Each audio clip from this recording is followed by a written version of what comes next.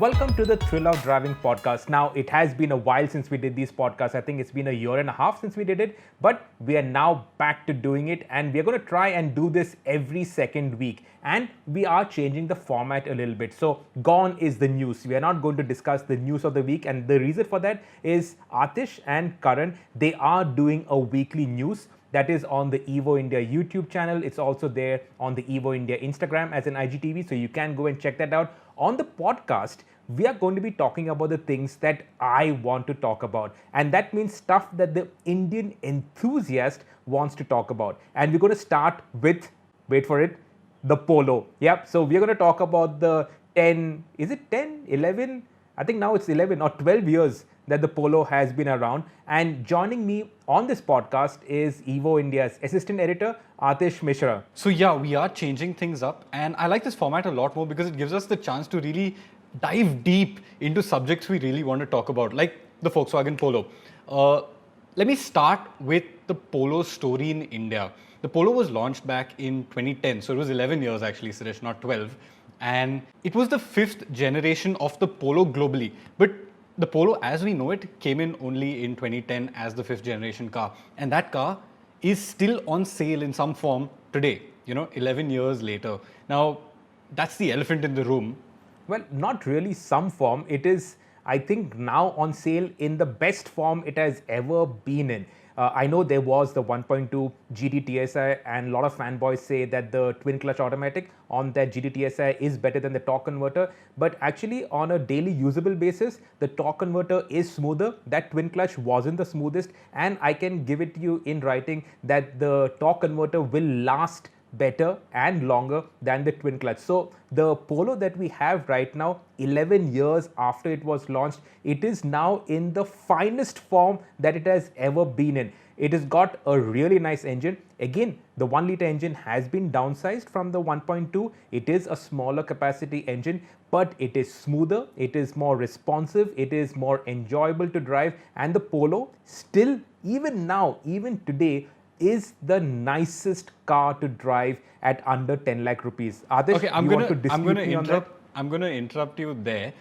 Everything you said is correct and true, but there's also the elephant in the room that the sixth generation of the Polo has been launched abroad, but it hasn't been launched in India yet. We're going to come to that and address that towards the end of this podcast, so stick around.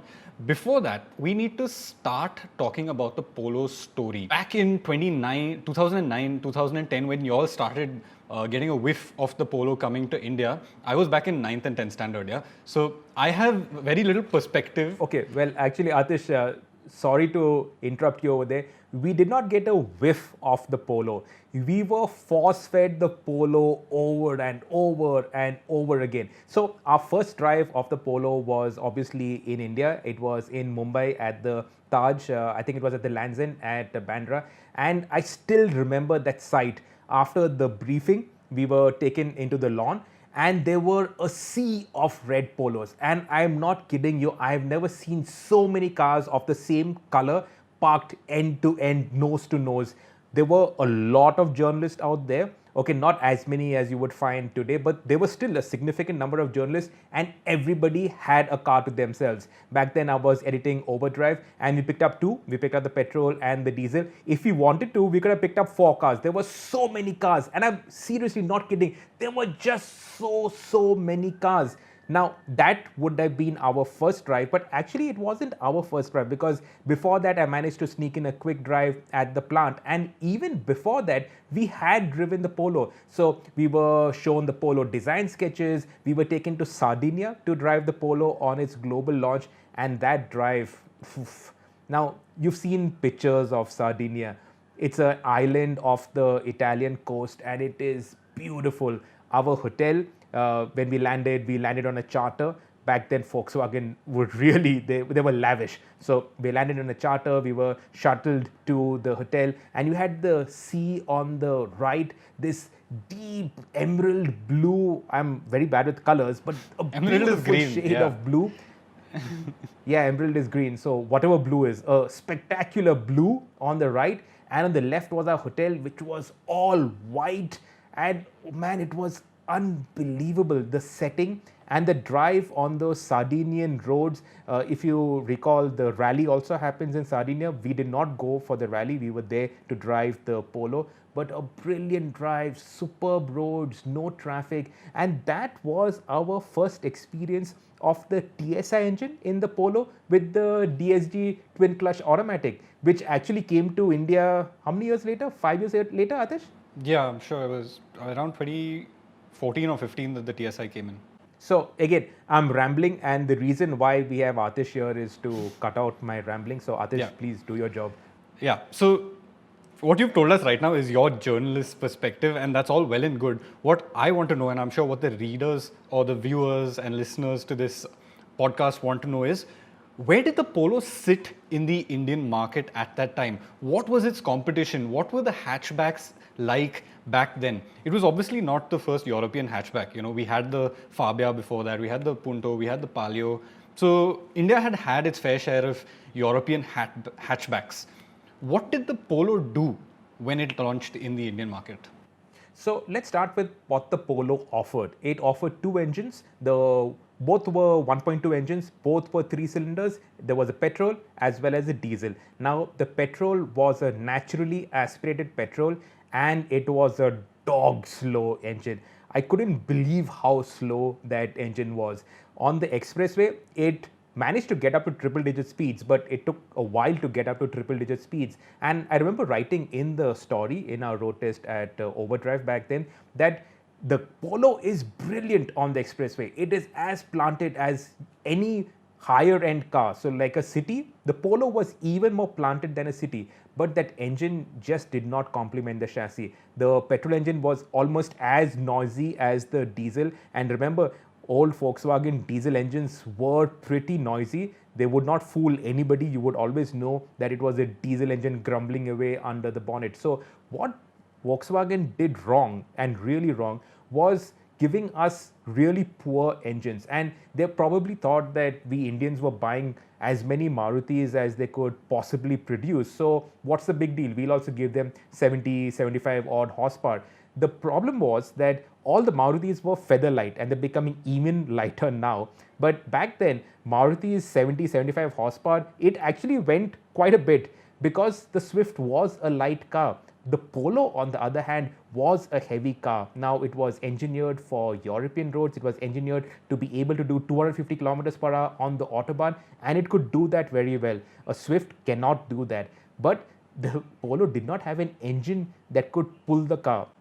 So what were the rivals back then? Now, there was obviously the Swift, there was the Fabia. The Swift was the main competitor because the Swift was the best-selling car in its segment. I think it was the second best-selling car after the Alto, and the Swift had the diesel engine, the 1.3 Fiat-derived engine. That 1.3 DDIS engine, it was brilliant. Okay, it was a bit noisy, it had a bit of turbo lag, but it really moved. It was extremely fuel efficient. Even today, if Maruti brought back that engine with obviously BS6 emission compliance, it would still be a cracker of an engine, and it would still sell really well. So that engine, it was a Fiat derived engine, fantastic engine, and the Polo engine just could not match up to it.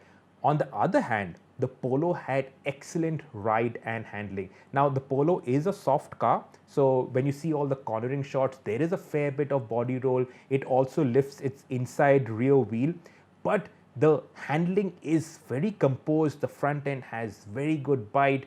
The steering, it has no real feedback, and now the steering weight is a little better. Earlier, it was too light. And I remember when we started rallying it, and we'll start talking about that later on, you had to really know what the car was doing because you couldn't feel what it was doing. So you just had to trust it and know that, okay, it could be pushed that much and the nose could really grip. But the platform was absolutely brilliant. So to drive and to live with, the Polo was much better than the Swift. The Swift was light, it was noisy, it was all of that.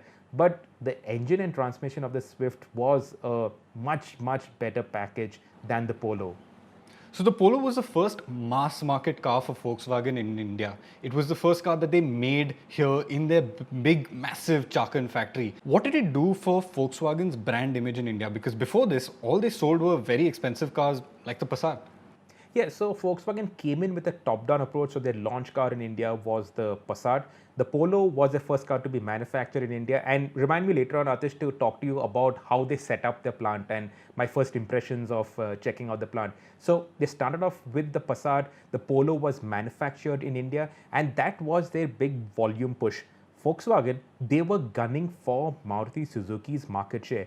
Their ambitions were out there. Okay, they were this huge global behemoth. They were fighting with Toyota for world's #1 manufacturer status, and they came to India as the last frontier. So they already conquered China, and now India was the last frontier where they wanted to make it big, and they gave it everything in terms of money, in terms of the push.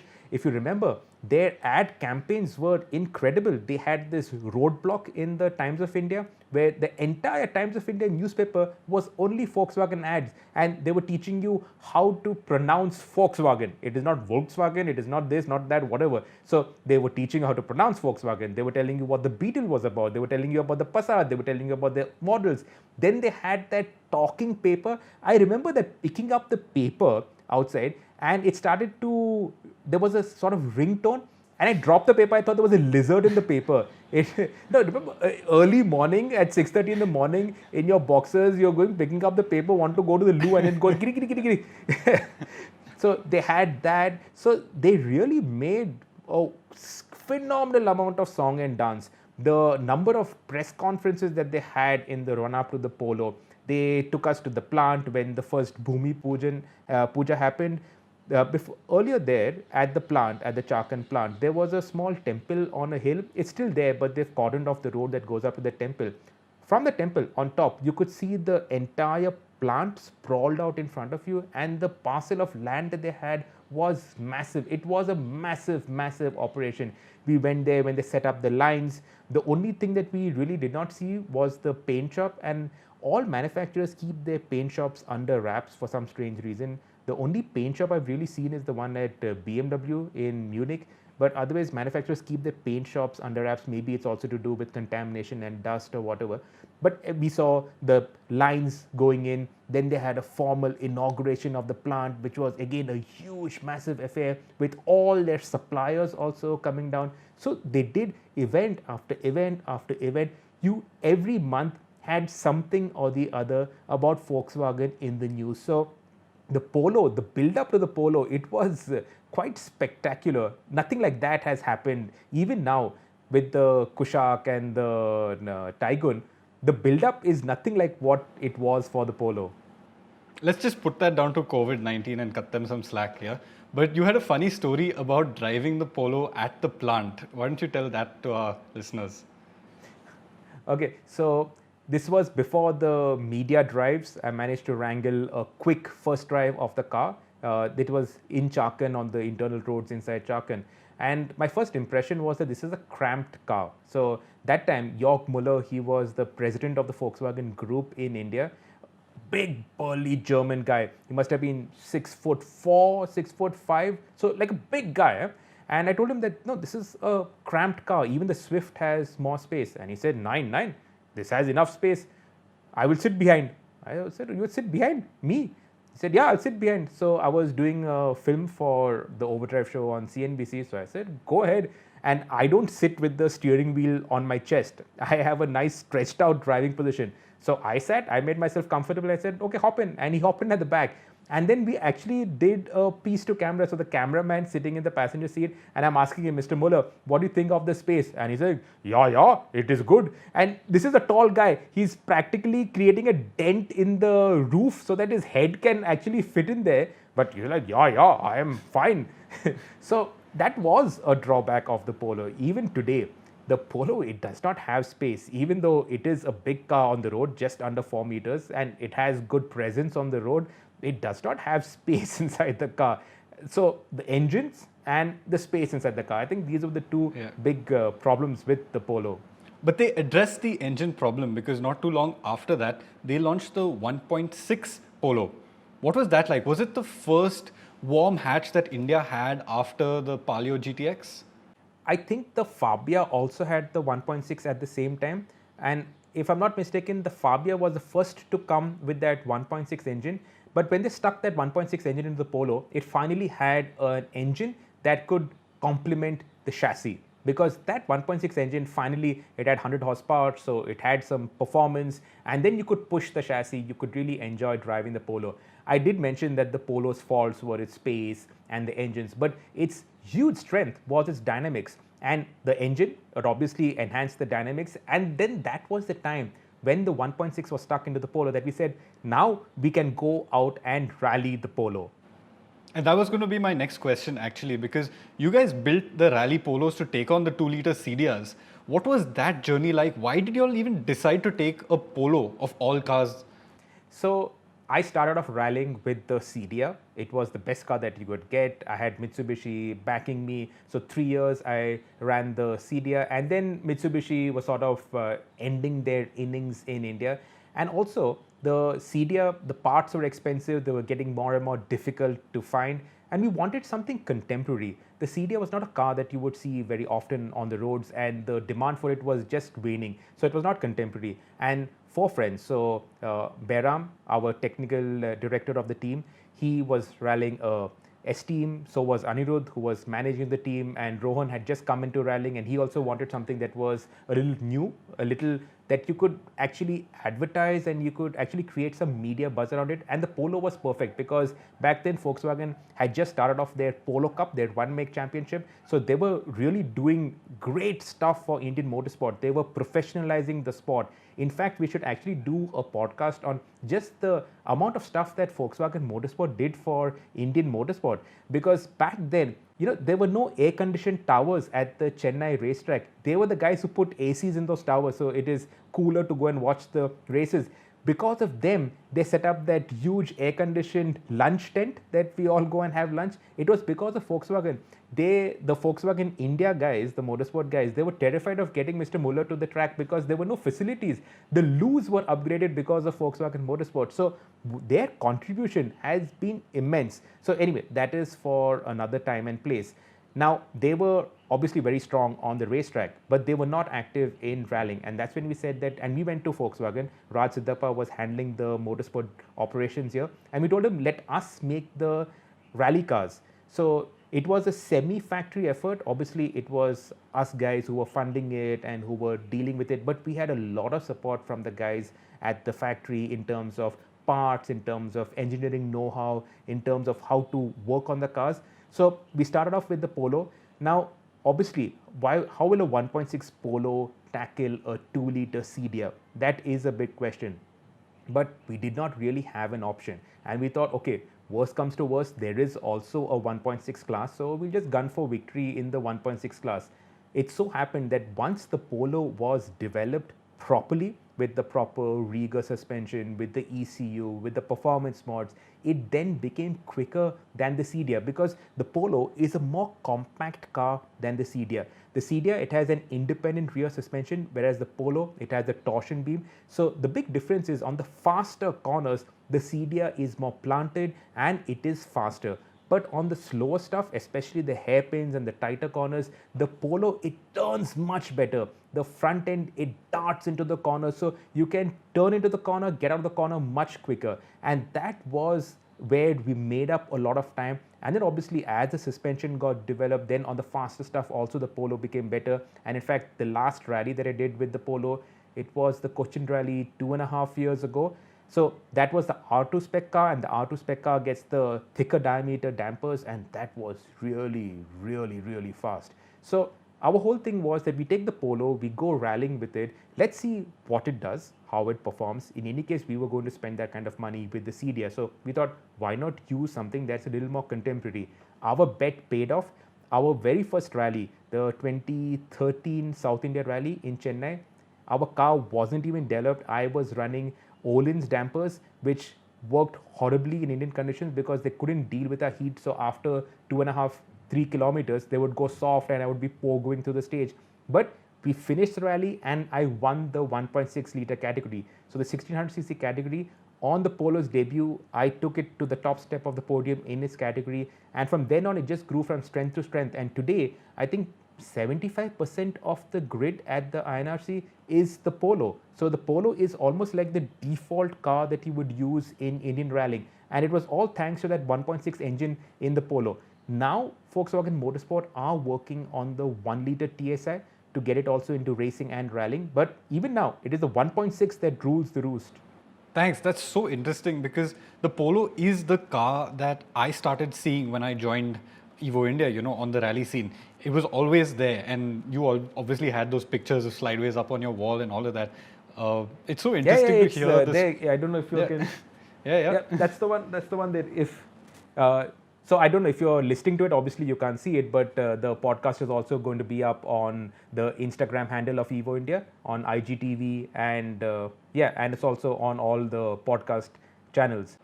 Yeah, so the Polo has been immensely successful in the rallying scene, but Volkswagen Motorsport has done a lot for Indian racing as well. And I'm not talking about upgrades to the MMRT like you were talking. I'm talking about developing talent, bringing racing to the masses, and making it a more popular sport in that sense, So just a sort of arrive and drive series, because you don't have to sit and think about how to prep your car, what you have to do, nothing. You just pay a summer cash and you can arrive at the track and drive. What was that like, and what has that done for Indian motorsport? So the first thing that Volkswagen did was introduce the diesel engine into the Polo Cup car. So until then, diesels were okay. They were fuel economy focused, and they would also give performance. But racing with a diesel car, and the Polo Cup, it launched with the TDI engines. So their whole point was to show the performance of the TDI engines. It was a different thing altogether that the Cup cars had the 1.6 engine, the road cars had the 1.2 dog slow engine. Weren't they racing Le Mans with TDI engines also at that time? So Audi was racing Le Mans. They were racing the Jetta in America with the TDI engine. So world over, they were focused a lot on TDI.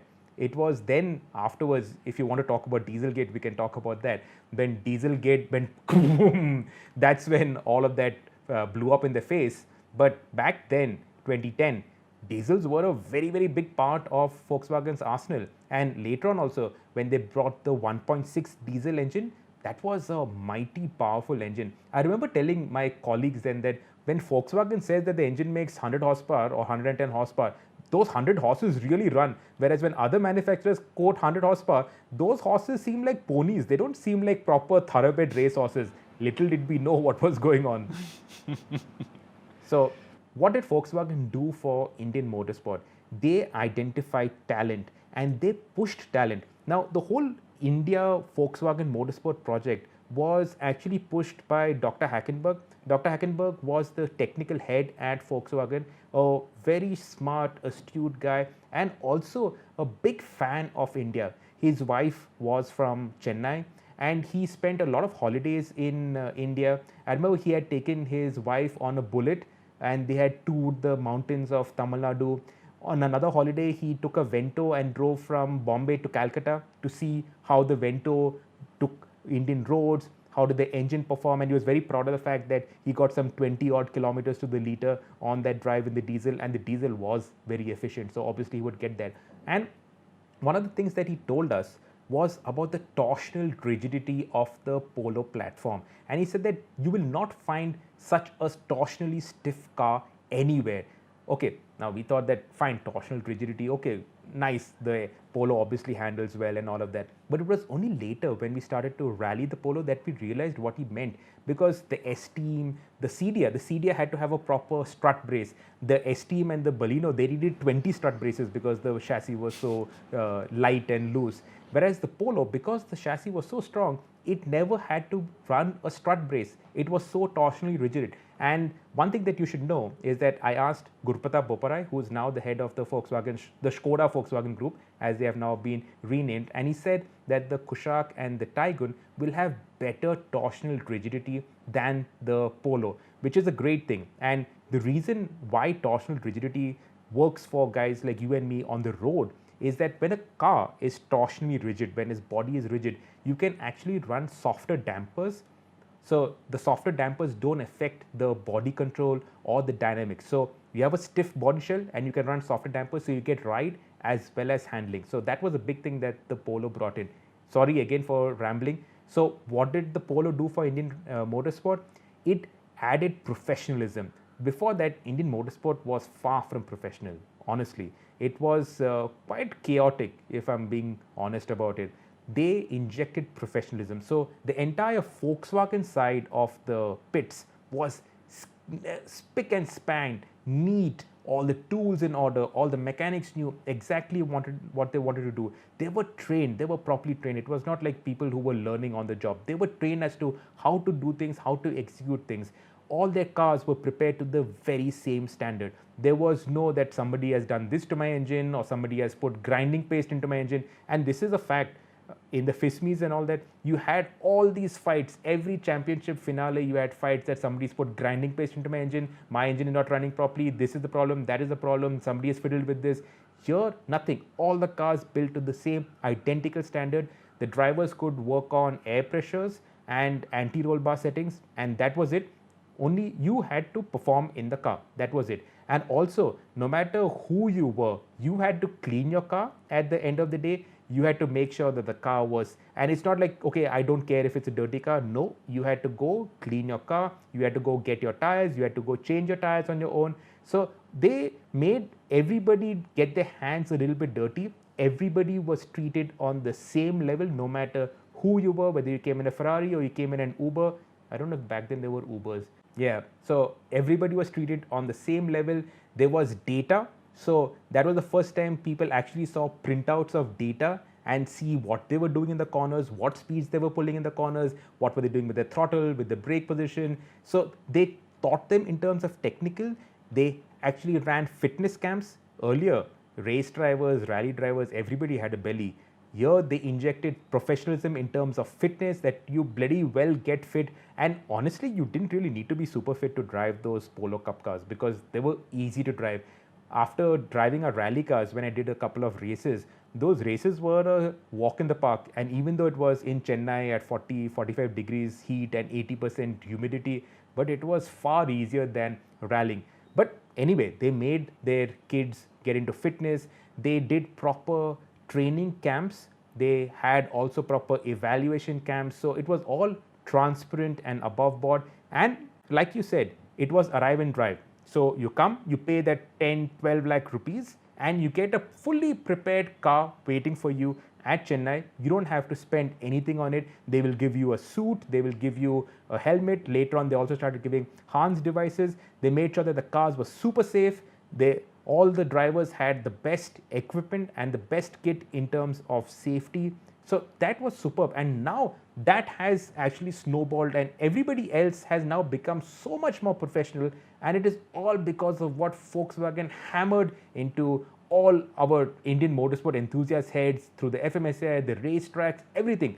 Volkswagen actually improved the scene by leaps and bounds. And also they unearthed talent. They took talent and got them to drive in Germany. Aditya Patel, Ashwin Sundar, sadly he passed away, but he was the first guy to be picked up from India, and that was on Dr. Hackenberg's guidance.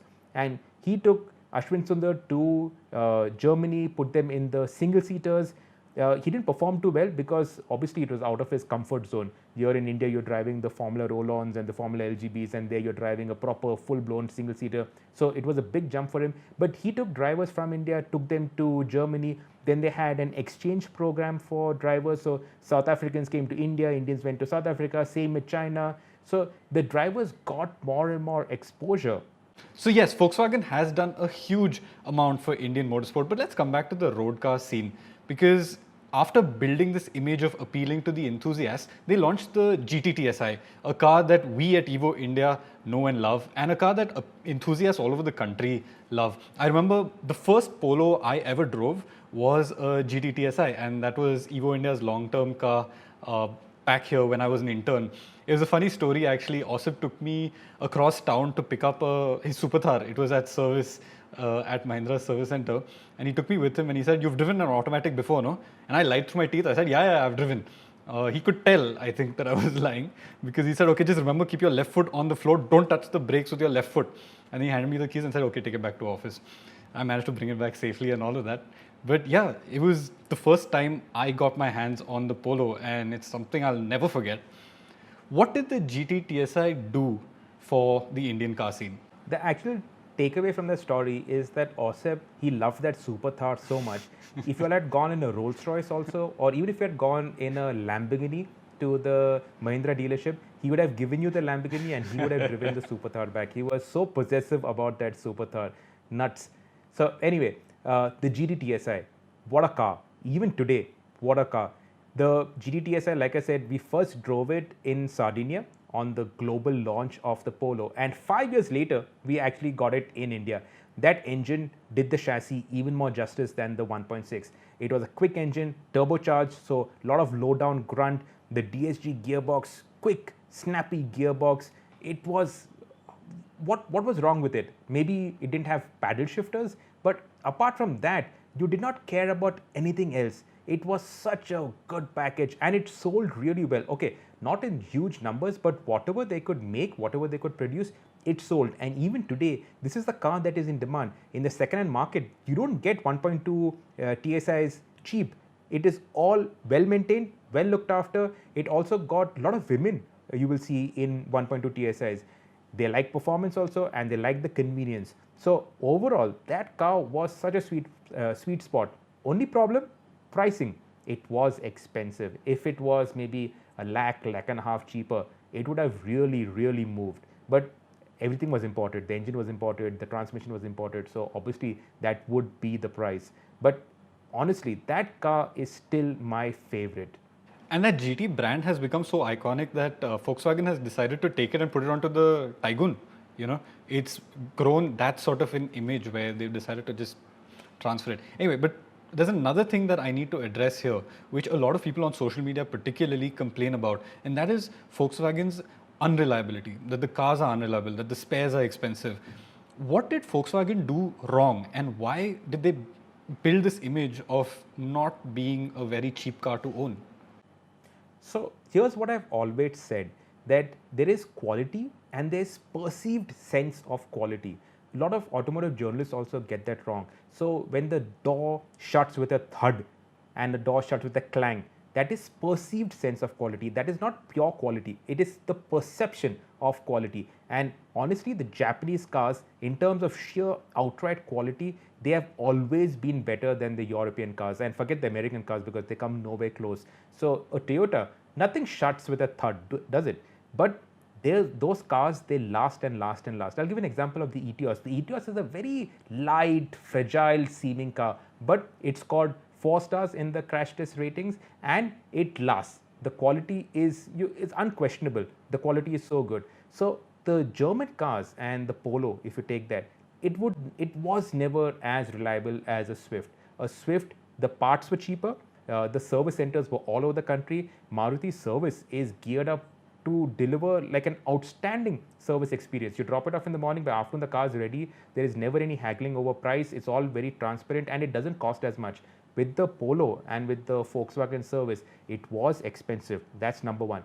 And second, they did not have child parts. So if anything went wrong, suppose there was a gearbox malfunction and maybe something had gone wrong in the gearbox, dealers did not have parts. So they would change that entire gearbox. And the reason is that we know, because when we blew engines and when we blew gearboxes, when you were rallying the Polo, we had to change the entire engine because there were no child parts. There were no parts available. No components were available.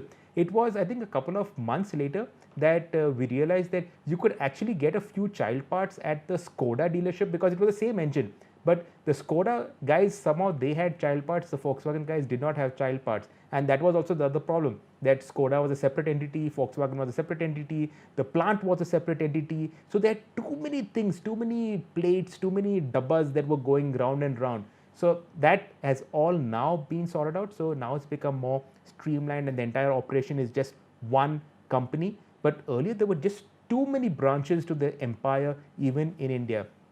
So anyway, on the service front, the reason why we now know and hear about this term child parts, and the reason why we did not know about it, because Maruti, everything, they all had child parts. If you wanted a half block of the Maruti 800 engine, you would get it, and they would not, you don't have to go to the dealership. There were parts outlets that would sell you the half block, whereas Volkswagen, you did not. Now finally they have started introducing child parts, so that is going to make replacement costs cheaper.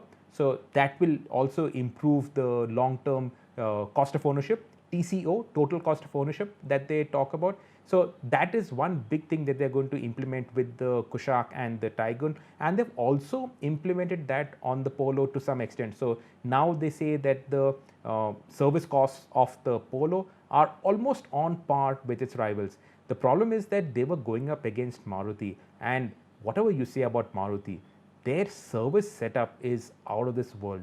The turnaround, the professionalism, the speed, the prices, everything, it's unmatchable. And they focus, even today, they focus so much on the service efforts to make sure that customers, it's not just the buying experience, but the ownership experience. And that's why people go back to Maruti. It's something that is not talked about so much, but fact is that people go back to Maruti because they've never had any complaints at all with Maruti. If there is a recall, everybody knows about it, quickly it is done. And they do it very quietly so that nobody really makes a hoo-ha about it, but no cars get damaged also because of, say, a recall. And this is a really nice point to make here. Remember when the S-Cross was launched? It was very expensive, the 1.6 S-Cross, and it did not move. And then Maruti revised prices. They were, in my opinion, I think they were the only manufacturer to refund the price. So the whatever extra premium that the 1.6 S-Cross cost when it was launched and how much they knocked down the price, the difference, they refunded it to customers to make sure that the early 1.6 S-Cross customers did not have anything to complain about. That is the kind of customer service that Volkswagen had to go up against. Obviously, they were never going to match that. Fair enough. Fair enough.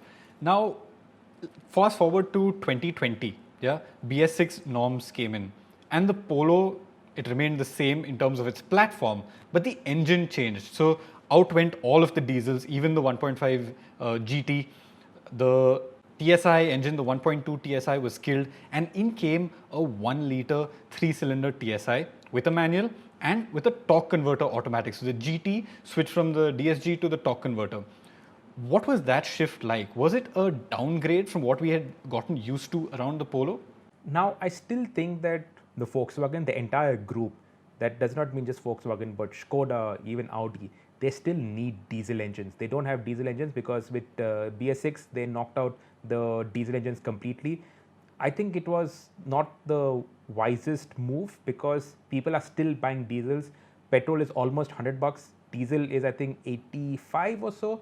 So there is that difference, plus the fact that diesels are more fuel efficient than petrol. So even today, if I were to do a road trip, I would do it in a diesel car because that would have more range. I would have to stop less, and obviously it would be more economical.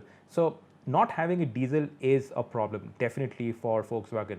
It's another matter altogether that they've now priced the Polo very competitively, and that's why it is selling. So they're saying that they're selling more than they used to sell in the past, and excellent, and that is a fact. But it is also down to the fact that now the Polo is properly priced.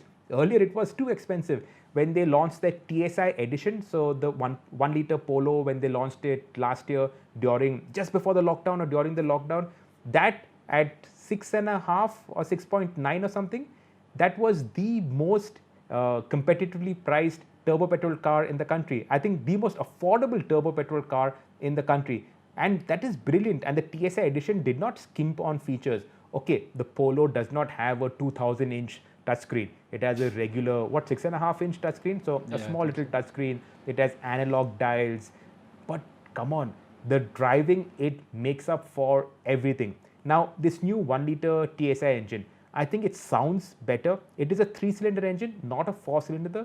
The old GT TSI, the 1.2 liter, was a proper 4-cylinder engine. This is a 3-pot. Now, a 3-pot inherently is not as refined as a 4-pot. So at idle, you can feel the irregular vibes of a 3-pot. So you feel that duck, that irregular. It's not a very pleasant feeling, but it is a very mild feeling which is always there in the background. It doesn't really intrude so much.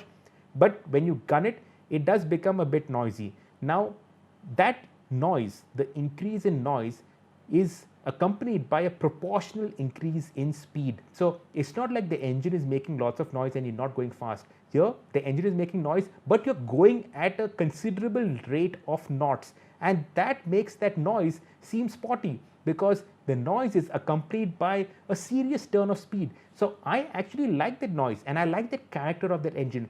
There is a slight amount of turbo lag. So unlike the Hyundai turbo petrol engines, which are very smooth and you can't make out the turbo lag at all, but that sort of makes it a little bit sort of sterilized.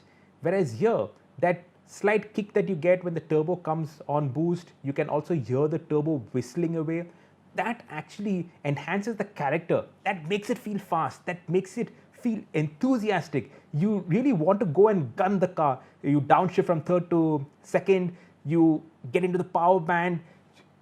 You feel the wheels losing a little bit of traction. It is superb. It is that's what enthusiasts want. That's what enthusiasts love, and they've done that so well. So if you look at it, okay, 1.2 to 1 liter, it has been downsized. You could call it downgraded, but I would say it has been downsized.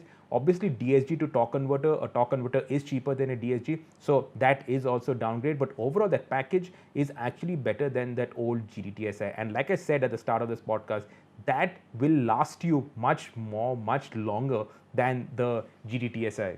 Okay, but that doesn't change the fact that the MQB-based Polo has been launched in Europe and it has been launched there for a while now. Will we see that MQB A0 platform Polo in India, especially since the Taigun is underpinned by an Indian version of that platform? So that is the running joke on social media, is it not? Last month, when the pictures of the facelifted Polo were shown, that MQB facelifted Polo, I think now it's 4 years that has been on sale. And again, we said India does not need it. You put another color on the current Polo and that is good enough for another 10 years. So it is now a running joke. But fact is, 2021, maximum to the middle of 22, the Polo will continue, this current Polo. After that, this is gone. It also has to do with manufacturing, ease of manufacturing. So this Polo is on the PQ25 platform, whereas now the plant has been geared up for the MQB platform. Now on the plant, the Polo and the Tiguan and the Taigun and the Kushaq can all be made on the same line. But after a while, the PQ25 is going to be too obsolete to even bother making it for India. And I think now, last year, so enjoy it while it is there, and that's it.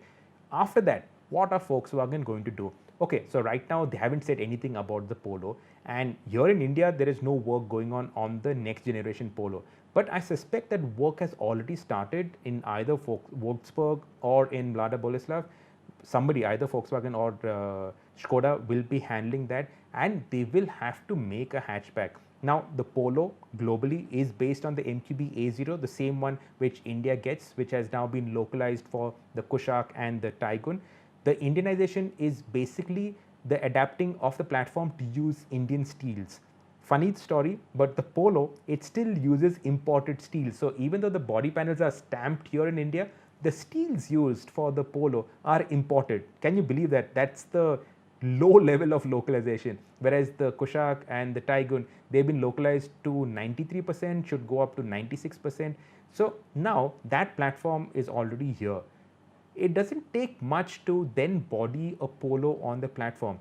The whole point of the MQB toolkit is that toolkit, so that platform can underpin multiple body styles. So compact SUV in the regular mid-size SUVs, which you have the Kushaq and the Taigun, you can have a compact SUV, you can have a hatchback.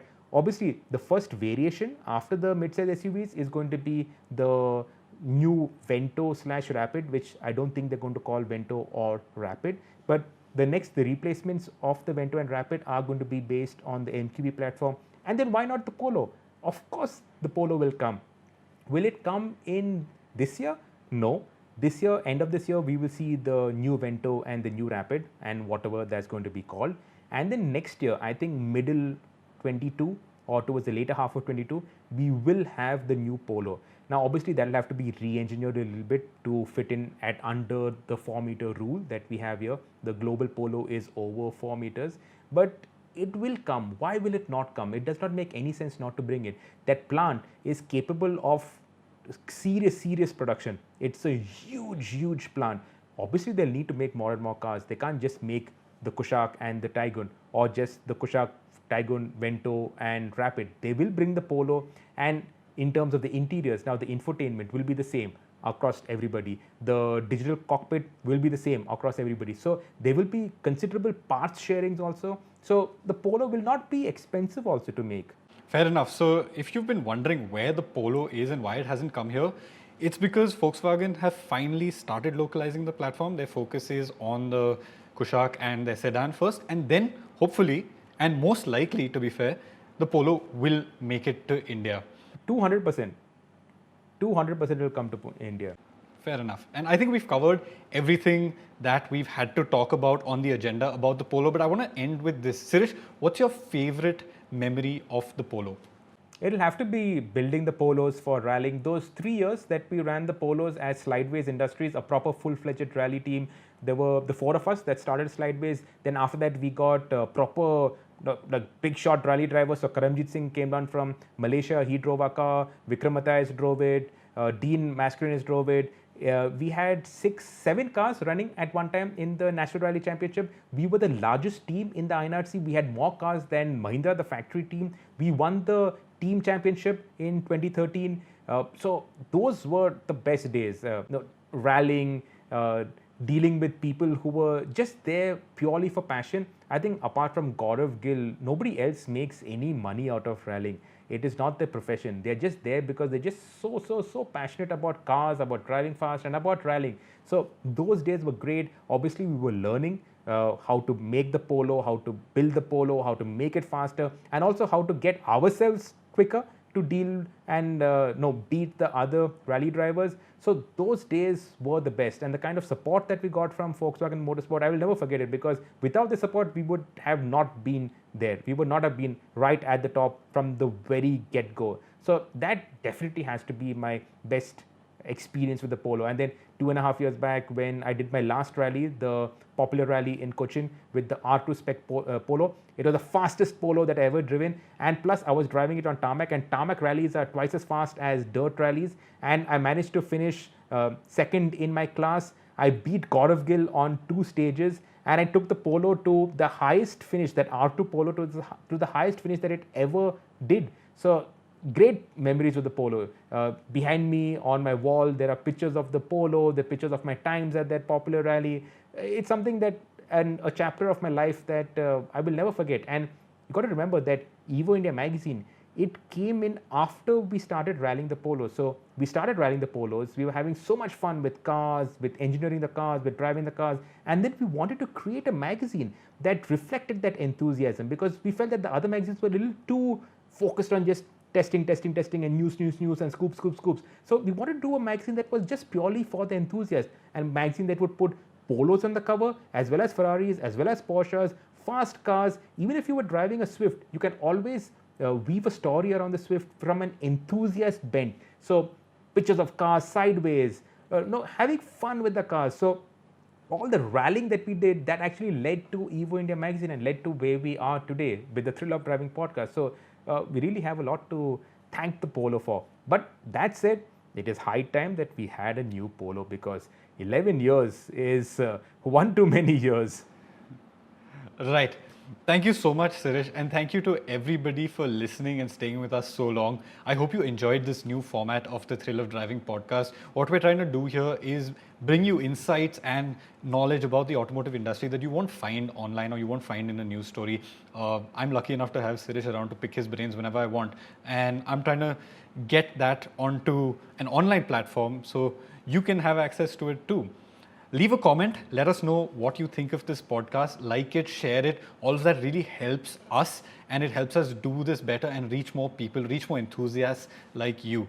So thanks for joining. This was our podcast about the Volkswagen Polo. If there are other cars you want us to talk about, other topics you want us to cover about the Indian automotive scene, leave them in the comments, and we'll definitely pick them up one of these days and have a conversation about it. Yeah, so let us know what you would like us to talk about. The next thing that we're thinking of doing is asking you guys and talking about whether we actually need a 4-door Thar, and also talk about the Thar. The Thar is now one of my favorite cars in the market. So we talk about that, and anything else that you think we should talk about. Please shoot us in the comments. Let us know directly on our social media. And thank you again for watching. Stay safe, guys. These are difficult times that we are all going through. But just stay in a good frame of mind. You can't use positive anymore. So just stay in a good frame of mind and stay strong, guys. And we'll get out of this hopefully sooner rather than later.